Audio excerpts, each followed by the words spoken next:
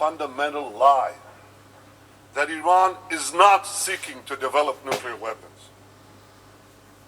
Now, Israel exposed that lie earlier this year.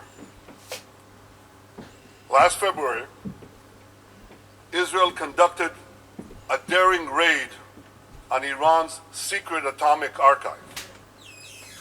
We obtained over 100,000 documents and videos that had been stashed in vaults in an innocent-looking building in the heart of Tehran. In May, I presented a short summary of what we obtained to the international media. I provided hard evidence of Iran's plans to build nuclear weapons and its plans to deceive the international community. Israel shared this information and even more damning evidence that we found with members of the P5+1 and with the International Atomic Energy Agency. Months have passed. The IAEA has still not taken any action. It has not posed a single question to Iran. It has not demanded to inspect a single new site discovered in that secret archive. So given this inaction, I decided to reveal today something else that we have shared with the IAEA and with a few intelligence agencies. What I'm about to say has not been shared publicly before. Today, I'm disclosing for the first time that Iran has another secret facility in Tehran, a secret atomic warehouse for storing massive amounts of equipment and material from Iran's secret nuclear weapons program. In May, we exposed the site of Iran's secret atomic archive. It's right here, in the Shorabad district of Tehran. Today, I'm revealing the site of a second facility, Iran's secret atomic warehouse. It's right here, in the Turkuzabad district of Tehran, just 3 miles away. Let me show you exactly what the secret atomic warehouse looks like. Here it is. You see, like the atomic archive, it's another innocent-looking compound. Now, for those of you at home using Google Earth, this no longer secret atomic warehouse is on Mar Alley, Mar Street. You have the coordinates.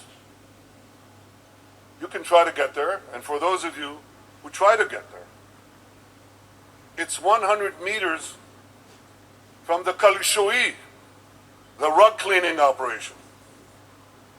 By the way, I hear they do a fantastic job cleaning rugs there. But by now, they may be radioactive rugs. This is the second secret site. Now, countries with satellite capabilities may notice some increased activity on Meyer Alley in the days and weeks ahead. The people they'll see scurrying back and forth are Iranian officials desperately trying to finish the job of clearing up that site. Because you see, since we raided the atomic archive, they've been busy cleaning out the atomic warehouse. Just last month, they removed 15 kilograms of radioactive material. You know what they did with it? They had 15 kilograms of radioactive material. They had to get it out of the site. So they took it out and they spread it around Tehran in an effort to hide the evidence. The endangered residents of Tehran may want to know that they can get a Geiger counter on Amazon for only $29.99. As of today, that's just 4 million Iranian riyals. But we'll get to that later. I'll talk about the Iranian economy in a minute.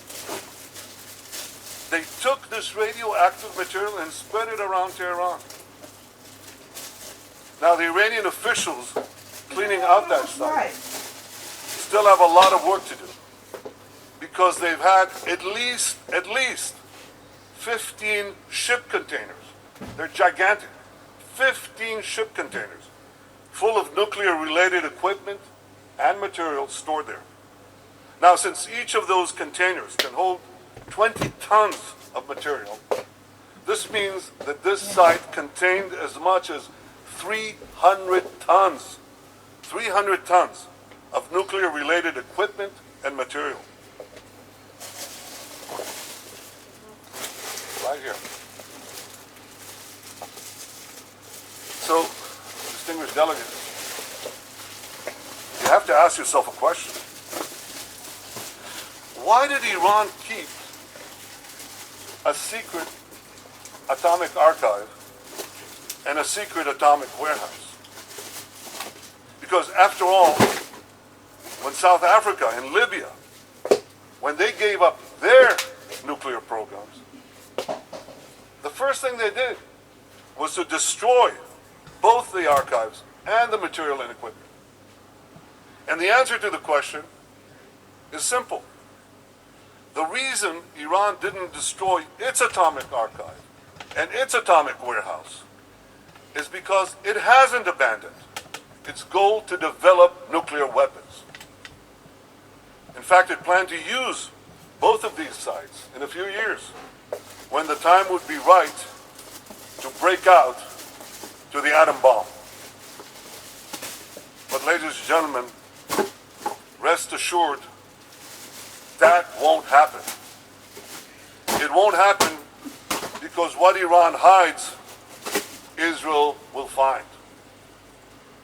Ladies and gentlemen, so you are following Iran I have up a and down. message to the head of the Whatever Iran have, Israel will find it out. Mr. Yukiya Amano.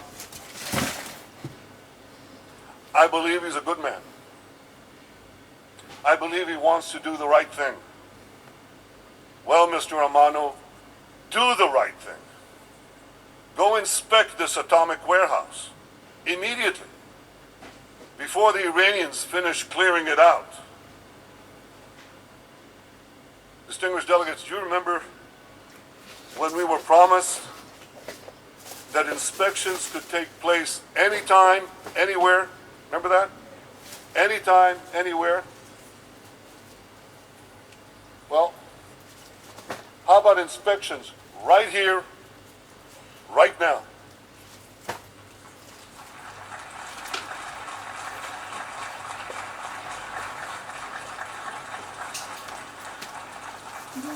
I'm going to build And Radio Mr. Amano, Biafra.